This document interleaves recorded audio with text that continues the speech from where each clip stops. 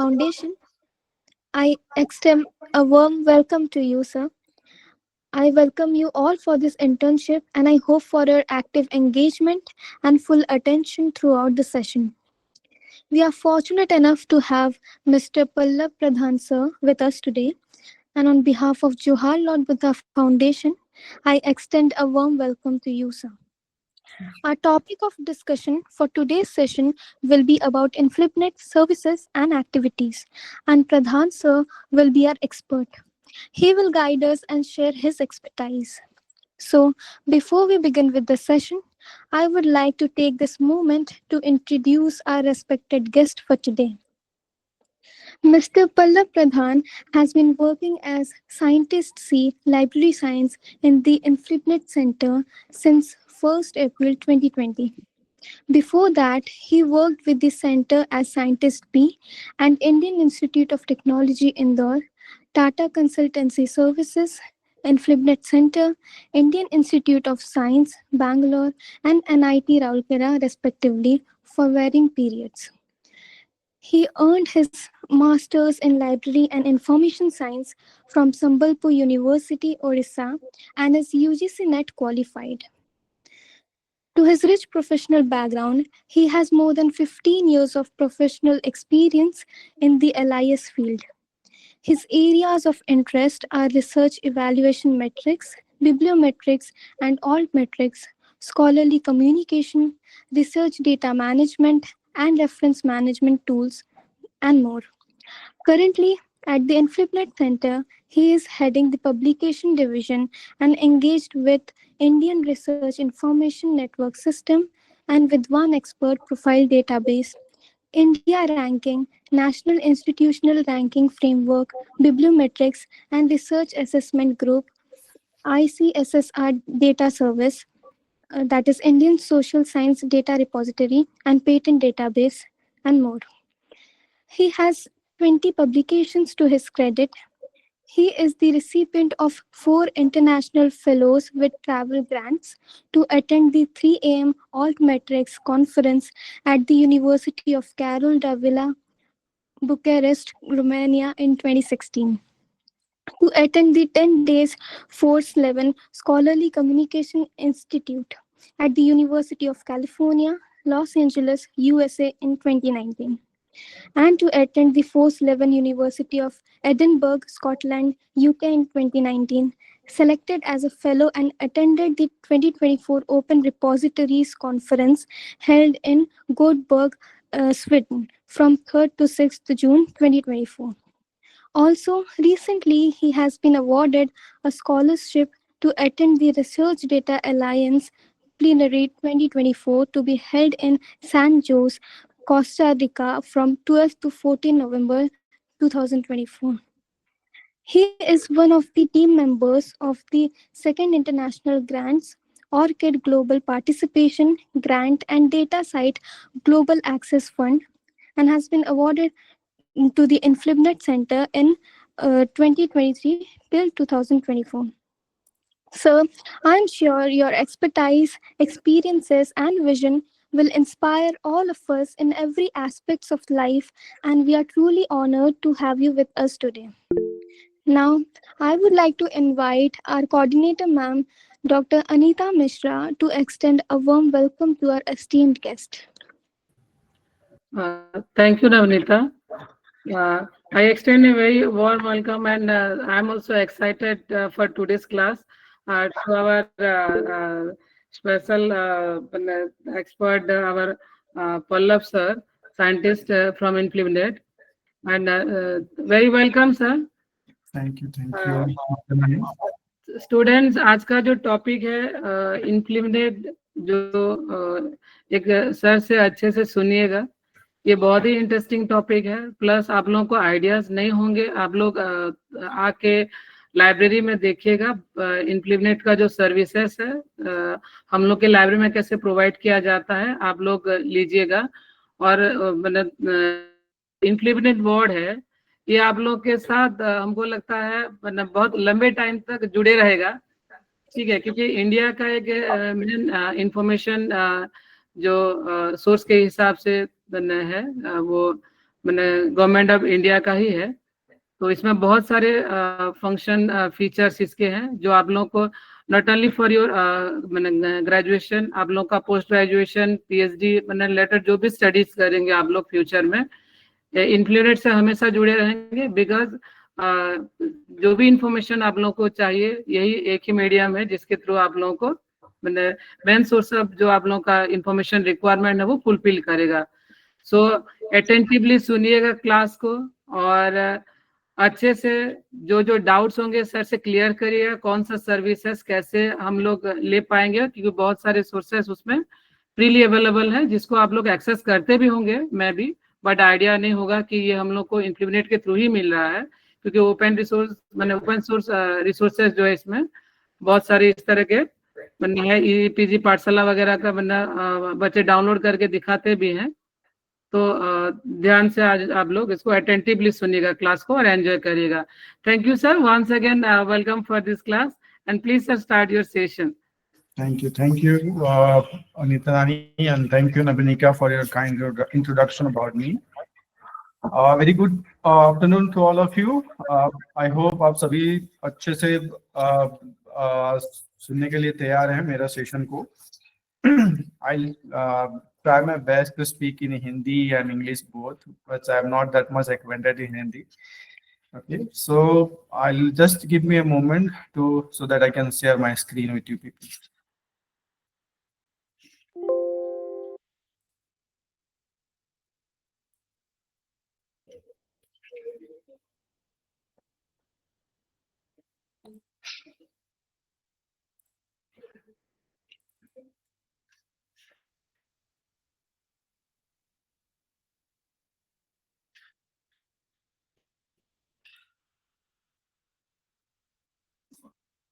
Nani, is it visible?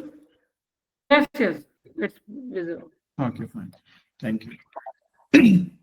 So as mentioned, I'll be talking on InfluMnet activities and services for the scholarly communities. So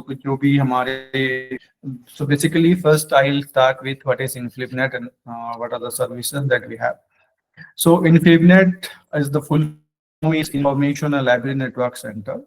So I go with INF InfluMnet. So INF is Information Library LIB and Network NET, right? So it's a combination of three words: InfluMnet, Information and Library Network Center, जो कि university grant commission Delhi के minister of education का जो एक premiere हमारे head organisation है higher education body का, उसका एक सिस्टर कंसर्न, उसका एक पार्ट है inter university centre, so that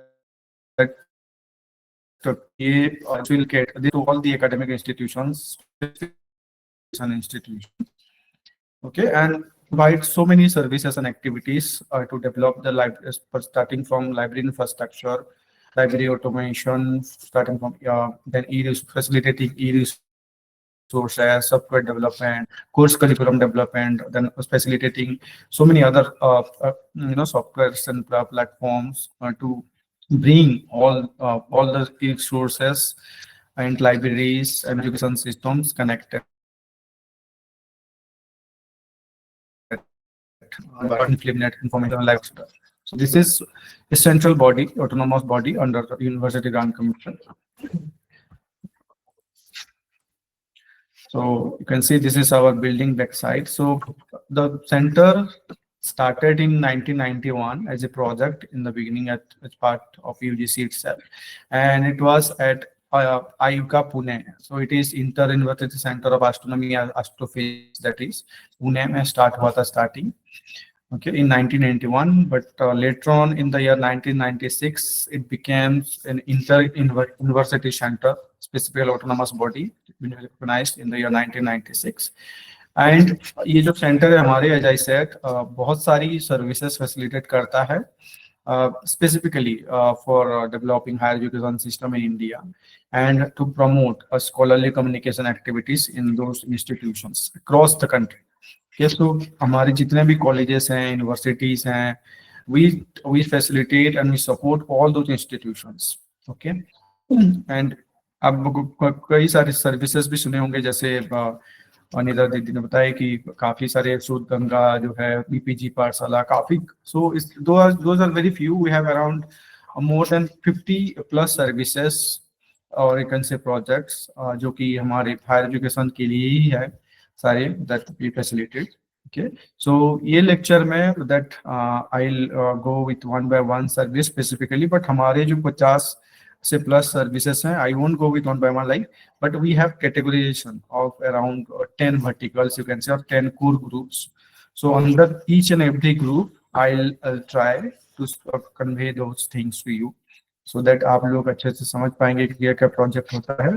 And then आप as Madam Didi said that it will be stay with you always if you will be pursuing the future academic and professional careers in specifically in research and academia। अगर आप करते हैं future में पढ़ाई करेंगे, इस research line पे जाएंगे या कोई भी, then it will be very helpful. You need every the services that are being provided by us at the Inflimed Center. Okay, so this is how it started in Inflimed. As I said, 1998 a committee set up to initiate Inflimed.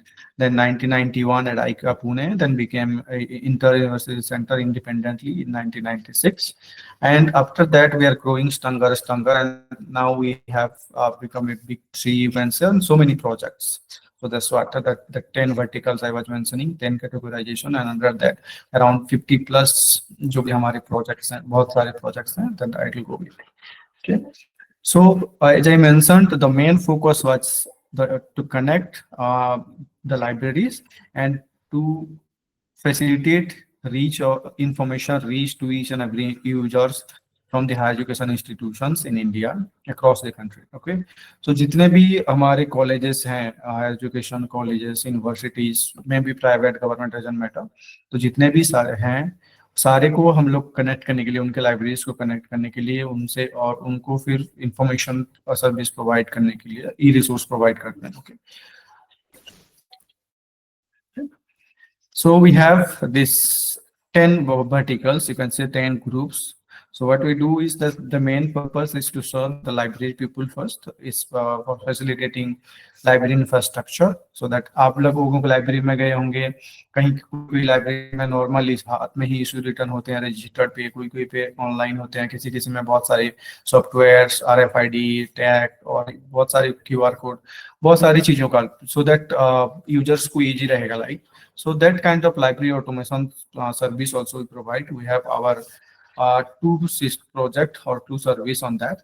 So first to begin with, हमारे centre के साथ around all the universities जो भी India के हैं, काफी those have already signed MOU with us. Okay, जो agreement sign करते हैं, so that we are facilitating them to all these services mostly. And हमारा as I said दो services हैं specifically. One is INDCAT in the sense Indian catalog. तो catalogue जो है आपको पता होगा सबको, इन नॉर्मल फील्ड से कैटलॉग क्या होता है, एक मेनू कार्ड होता है।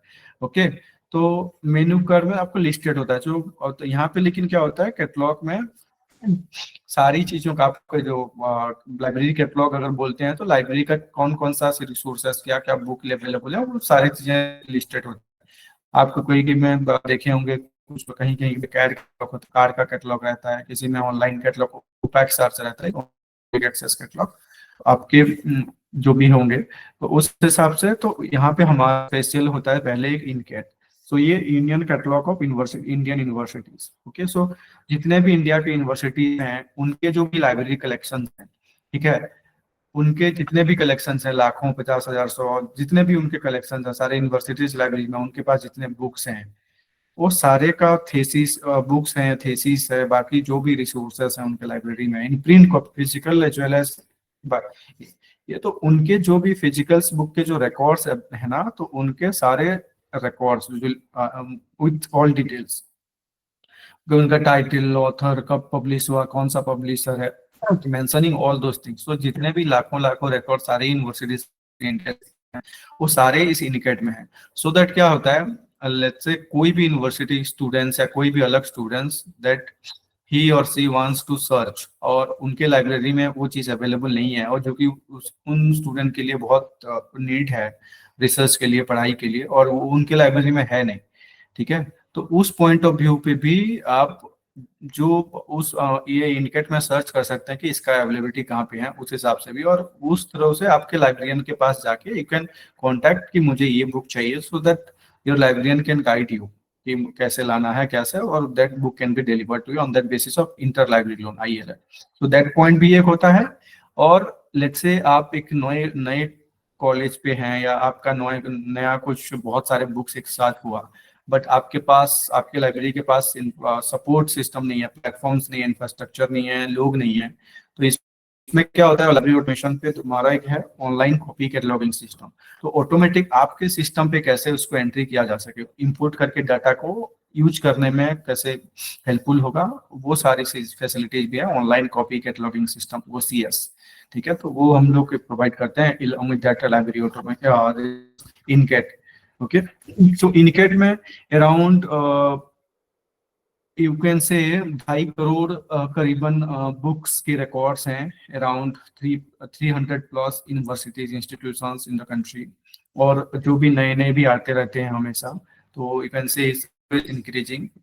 सो 2.5 करोड़ बुक का लिस्टिंग है, उसमें सारे विथ ऑल डिटेल्स, जो भी बिब्लियोग्राफिक डिटेल्स है, कौन सा यूनिवर्सिटी, कौन सा, मतलब उसके लोकेशंस, उसके ऑथर कौन है, उसका राइटर कौन, मतलब राइटर, देन बाकी सारी चीजें, मतलब पब्लिशर, कितना पैसा, क्या, एच and everything the things that we have in library card, उसका ऑल डिटेल्स, बुक के का सारी चीजों का डिटेल्स अवेलेबल रहता है।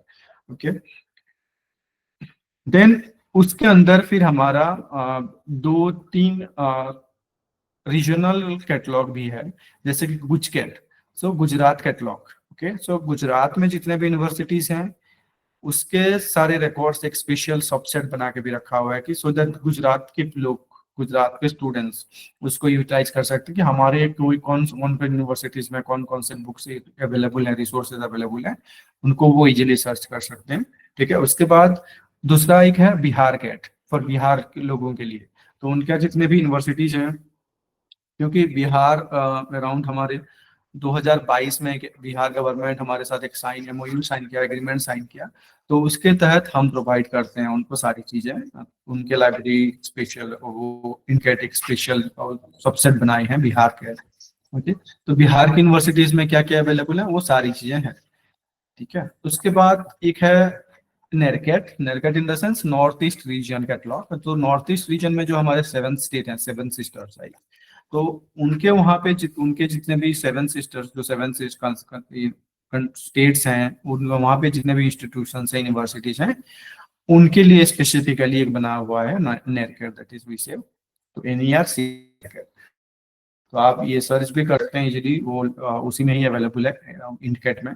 तो वहाँ पे अराउंड मोर देन 7-8 लाख के रिकॉर्ड्स, बिब्लियोग्राफी रिकॉर्ड्स हैं, जितनों भी 12 नॉर्थ ईस्टर्न यूनिवर्सिटीज हैं, और राजभवन जो है वहाँ का आसाम लाइब्रेरी, वो भी वहाँ पे उसमें अवेलेबल है। तो जो उतने भी सारे जो भी रिकॉर्ड्स, वो सारी लाइब्रेरी में है, 12 यूनिवर्सिटीज आसाम के, बिहार के 12 या 16 को जो भी यूनिवर्सिटीज हैं, बाकी इंडिया के जो भी यूनिवर्सिटीज हैं, तो ये सारे रिकॉर्ड्स इनकेट में टोटल अवेलेबल है, including all this IndCat, Bihar cat, GujCat, okay, जो कि ऐसे सबसेट है। उसके बाद एज आई मेंशन्ड, हम लोग ये सारे रिकॉर्ड्स को आप अपने सिस्टम पे कैसे ले जा सकते हैं, क्योंकि आप बुक खरीदे, लेट्स से 100 बुक खरीदे, आप कोई लाइब्रेरी में कुछ करना चाहता है, तो वो सारी चीजें ऑटोमेटिकली आप सीधा इंपोर्ट कर सकते हैं हमारी ये लाइब्रेरी सिस्टम, ये लाइब्रेरी इनकेट से सीधा आपकी लाइब्रेरी में, by importing data through OCS, online copy cataloguing system. Okay, so I will go, this is the IndCat as I mentioned already. दूसरा ये है हमारा सोल सॉफ्टवेयर। ओके, तो सोल सॉफ्टवेयर जो है, जैसे लाइब्रेरी ऑटोमेशन सॉफ्टवेयर होता है, बहुत सारी चीजें आपके लाइब्रेरी में भी देखे होंगे, लिप्सिस होगा, कोहा होगा, या फिर दूसरा भी कुछ होगा, या और सोल भी हो सकता है। तो हमारा इन्फॉर्मेशन सेंटर सोल एक जो state of the art integrated library management system है, वो डेवलप करता है, खुद ही हमारी टीम है यहाँ पे, सो दे डेवलप। एंड ये जो सोल सॉफ्टवेयर है, full form is that software for of university libraries, okay, SOUL। Okay, तो ये जो है इंडिया का हाईएस्ट इंस्टॉल लाइब्रेरी सॉफ्टवेयर है, जो कि 4200 plus installation across the country है। ठीक है, तो ये सारी चीजें जो भी हमारे लाइब्रेरी में होता है यूज नॉर्मली, इशू रिटर्न से लेके क्लासिफिकेशन, कैटलॉगिंग, बाकी जो भी हैं, I can ask and go what are the services that are being provided in libraries through automation. तो वो सोल सॉफ्टवेयर भी होता है, बहुत सारी दूसरे भी सॉफ्टवेयर हैं, तो सोल जो है हम प्रोवाइड करते हैं। To scholarly resources, so scholarly resources in the sense e resources यहाँ पे माना जाता है। ठीक है, तो जो स्कॉलर रिसोर्सेस होता है, आप पता होगा इन्फ्लीमेट, बहुत सारी और भी बहुत सारी एजेंसीज हैं, आपके लाइब्रेरी खुद ही भी सब्सक्राइब करते हैं ये रिसोर्सेस। तो यहाँ पे जो स्कॉलर रिसोर्सेस हैं इन्फ्लीमेट प्रोवाइड करता है अंडर ईसो सिंधु। तो व्हाट इज ईसो सिंधु? इससे consortium for higher education electronic resources of government of India, ministry of education.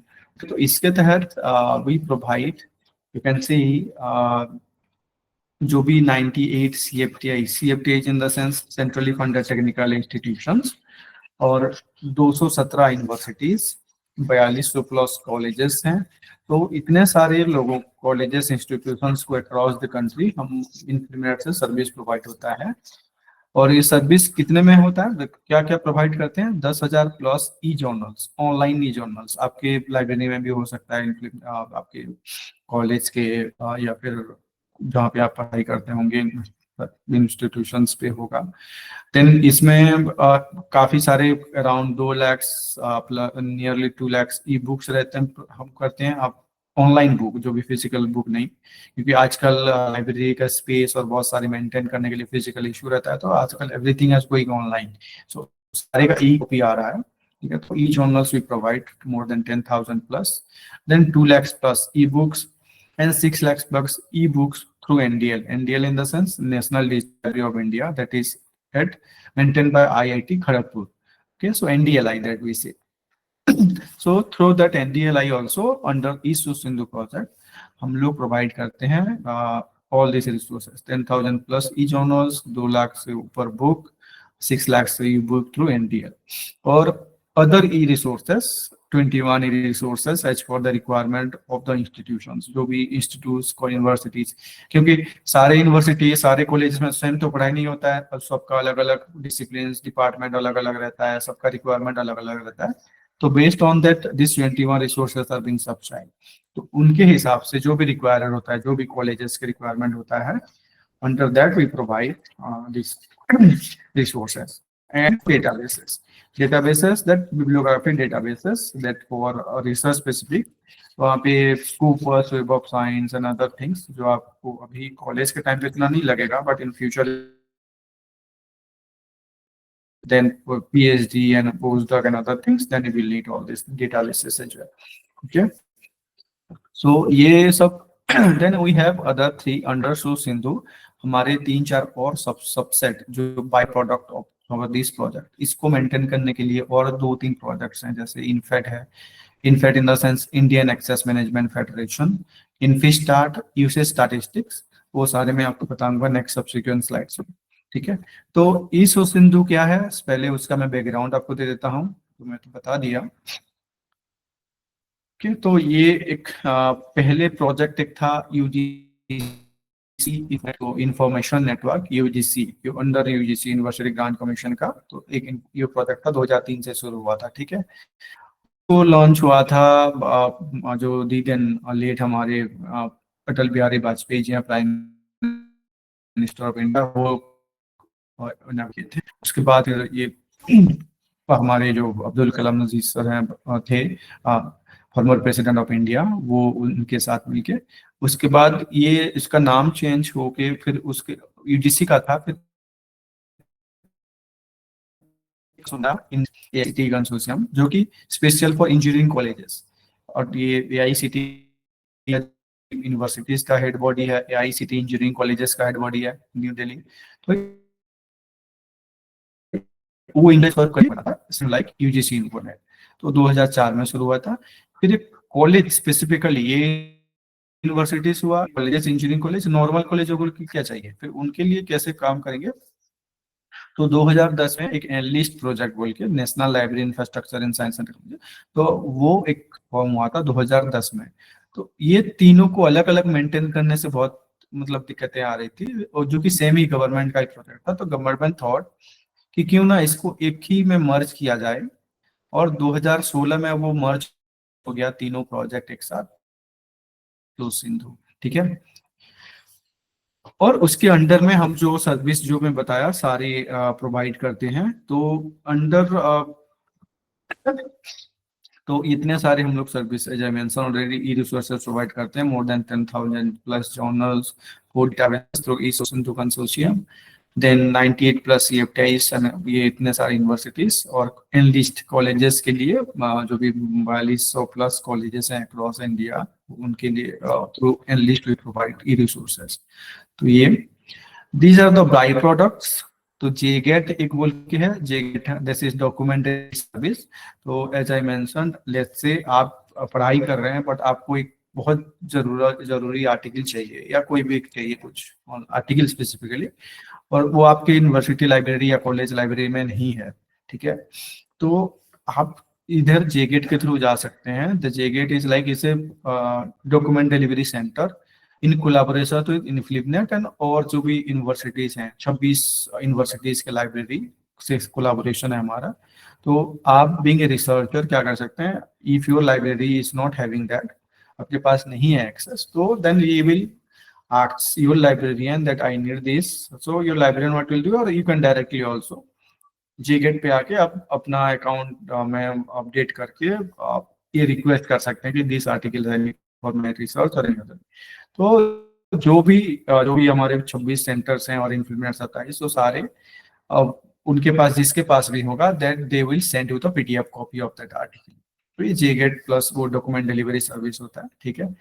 तो हम लोग उसमें से इतने अराउंड लगभग 58,000 प्लस ई जर्नल्स उसके अंदर है, तो जो भी होते हैं, और उस अंदर अगर आपका आर्टिकल रिक्वेस्ट आता है तो देन हमारे यहाँ से DDS से सर्विस प्रोवाइड किया जाता है, वो आर्टिकल आपको भेज दिया जाता है ईमेल के थ्रू, ठीक है। दैट इन्फी स्टार्ट क्या है, जो भी ESS में हम लोग सब्सक्राइब करते हैं, मतलब प्रोवाइड किया जाता है, तो इंस्टीट्यूशंस कैसे यूज करते हैं, जो कॉलेज के स्टूडेंट्स हैं, यूनिवर्सिटी के स्टूडेंट्स हैं, फैकल्टी मेंबर हैं, how they do use all this resources that are being provided. वो जो भी सर्विस प्रोवाइड किया जा रहा है रिसोर्सेज गवर्नमेंट के थ्रू, यूनिवर्सिटी के थ्रू, वो वहाँ पे स्टूडेंट्स कैसे यूज करते हैं कि नहीं, वो सारी चीजें, क्योंकि गवर्नमेंट अगर पैसा दे रहा है, कुछ फंडिंग प्रोजेक्ट फंड कर रहा है, तो उसका कैसे यूसेज हो रहा है, राइट, रिटर्न ऑफ इन्वेस्टमेंट कैसा हो रहा है, दैट टू चेक, वो सब चेक करने के लिए इन्फीस्टार्ट प्रोजेक्ट है कि स्टूडेंट्स, वहाँ पे स्टूडेंट्स फैकल्टीज कैसे कितने यूज कर रहे हैं, कौन सा कितना डाउनलोड हो रहा है आर्टिकल, कैसा क्या, कौन सा जर्नल ज्यादा डाउनलोड हो रहा है उसका आर्टिकल्स, अभी जो भी, तो उस हिसाब से उसका डाउनलोड स्टैटिस्टिक्स मेंटेन करने के लिए, रिपोर्ट मेंटेन करने के लिए, वो सारी चीजें हम लोग ट्रैक करते हैं, कौन कितना यूज कर रहा है, कौन सा यूनिवर्सिटी, कौन सा डिपार्टमेंट कितना यूज कर रहा है, वो सारी चीजें, और रिपोर्ट जनरेट होता है इंस्टीट्यूशंस वाइज, ठीक है। सो दैट उस हिसाब से फिर डिसीजन हो लिया जाता है कि इसको खरीदना है नेक्स्ट टाइम कि नहीं खरीदना है, कि कौन सा ज्यादा यूज हो रहा है ये जर्नल, उस हिसाब से सारे डिसीजन लिया जाता है, ठीक है। और फिर इंस्टीट्यूशंस को भी पूछा जाता है कि आपके वहाँ से मतलब ज्यादा यूसेज नहीं है, या फिर आपके वहाँ पे ज्यादा यूसेज ये डेटाबेस हो रहा है, ये जर्नल हो रहा है, तो उस हिसाब से इंस्टीट्यूशंस को भी बताया जाता है, ठीक है। उसके बाद इंडियन एक्सेस फेडरेशन, तो इसमें क्या होता है, पहले आप लोगों को पता होगा कोविड से पहले बहुत इश्यूज, कोविड के टाइम पे ही काफी इश्यूज आए थे, स्कूल कॉलेज सब बंद थे, जो भी हमारे लाइब्रेरी सब कुछ बंद था, राइट। तो पढ़ाई के लिए बहुत इशू होते थे रिसर्चर फैकल्टी लोगों को, क्योंकि उनके पास उस टाइम पे इतना ज्यादा था नहीं कि जो भी हमारे लाइब्रेरी के पास ई रिसोर्सेस सब्सक्राइब होते थे, एक्सेसिबल नहीं होते थे घर पे हमारे पास, राइट, क्योंकि हम लोग स्टडी फ्रॉम होम होता था। तो उस हिसाब से उसको ओवरकम करने के लिए, उसको how to overcome that issues, so हमारा सेंटर ने डेवलप किया उसका इनफेड बोल के टूल, सॉफ्टवेयर प्लेटफॉर्म। तो उसमें क्या होता है, आप अगर आपका लाइब्रेरी कुछ सब्सक्राइब करता है ई रिसोर्सेस कोई भी जर्नल से, ठीक है, ऑनलाइन पब्लिशर जैसे होते हैं बहुत बड़े बड़े स्प्रिंगर, एल्सेवियर, जो भी बाकी सारे पब्लिशर्स, उनके साथ हमारा टाई अप है और प्लेटफॉर्म इंटीग्रेटेड है। तो अगर आपका यूनिवर्सिटी लाइब्रेरी या कॉलेज लाइब्रेरी वो सारे रिसोर्सेस आपका ही पड़ता है, बट आपके पास टूल्स नहीं है, तो थ्रू दिस आप वंस आप ये प्लेटफॉर्म यूज करते हैं, इम्प्लीमेंट करते हैं आपके कॉलेज पे, तो आपके जो भी आप जैसे बच्चे हैं, जो भी those who are students, faculty from your college also, they can directly access. So this is off campus access to resources. आप थ्रू इंटरनेट आपके मोबाइल पे, आपके डेस्कटॉप पे, आपके लैपटॉप पे, कहीं पे भी, कहीं से भी थ्रू इंटरनेट आप आपके लाइब्रेरी रिसोर्सेस को एक्सेस कर सकते हैं। That is the main point of in fact, ठीक है। With the help of an identity provider, आपका जो भी आईडी कार्ड का नंबर होगा या आपके जो भी ईमेल होंगे, इंस्टीट्यूशंस के आईडी अकाउंट होंगे, through that ID only, because that will authenticate. वो ऑथेंटिकेशन मैकेनिज्म हम लोग यहाँ से प्रोवाइड करते हैं। तो वो सारी रिसोर्सेस जो ईएसएस से आपको मिलता है आपके कॉलेज के, आपके जो खरीदे होंगे, अगर आप ये सर्विस लिए होंगे इनफैक्ट आपके कॉलेज या universities, then you can access, आपके घर से भी आप एक्सेस कर सकते हैं आप लाइब्रेरी का रिसोर्सेस को। लाइब्रेरी विजिट की वो आपको जरूरत नहीं पड़ा, उस कोविड के टाइम पे बहुत यूज हुआ था, अभी भी हो रहा है। So that in fact project helps in that one. Then open access initiative, तो हमारे पास जैसे आजकल आपको पता होगा काफी सारी चीजें, जैसे बहुत सारे लोगों को आपको पता होगा मूक होता है, OER ओपन एजुकेशनल रिसोर्सेज, जो एडेक्स होते हैं, कोर्सेरा होता है, बहुत सारी चीज ऐसे होते हैं, राइट।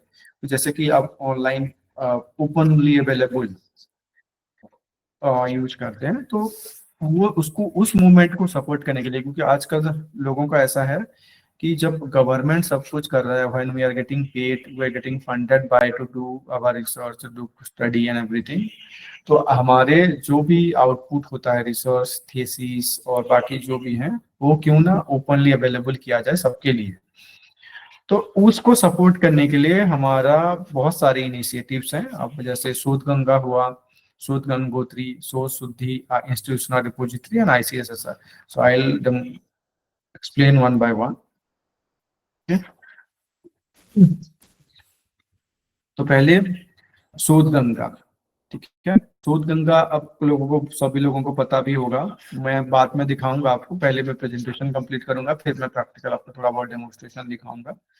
ठीक है, तो शोध गंगा क्या है, ये 2010 में शुरू हुआ हमारा एक प्रोजेक्ट है, जिसमें क्या करते हैं हम, जो भी सारे इंडियन यूनिवर्सिटीज के, पहले क्या होता था, मान लीजिए आपके धनवत यूनिवर्सिटी से कोई एक PhD कर रहा है किसी एक प्रोजेक्ट में, और यहाँ गुजरात में भी कोई एक PhD एनरोल किया, और same project, same research project है, रिसर्च टॉपिक है, दोनों को पता नहीं है कि ये चल रहा है, ठीक है। तो दोनों का क्या होगा, टाइटल डुप्लीकेशन, बाद में जब थीसिस सबमिट होगा तो ऐसे पता चलेगा दोनों का तो डुप्लीकेशन काइंड ऑफ वर्क हो गया, तो कैसे करेंगे।